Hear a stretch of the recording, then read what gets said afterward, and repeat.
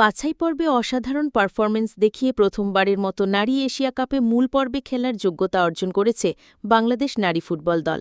নারী দলের এমন সাফল্যে ৫০ লাখ টাকা অর্থ পুরস্কার ঘোষণা করেছেন যুব ও ক্রীড়া উপদেষ্টা আসিফ মাহমুদ সজীব ভুঁইয়া।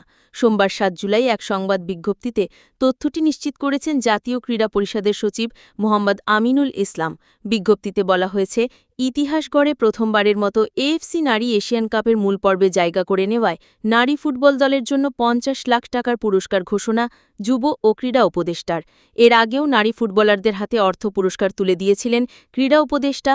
গত অক্টোবরে নেপালে সাফ চ্যাম্পিয়নশিপ জিতেছিল বাংলাদেশ নারী ফুটবল দল।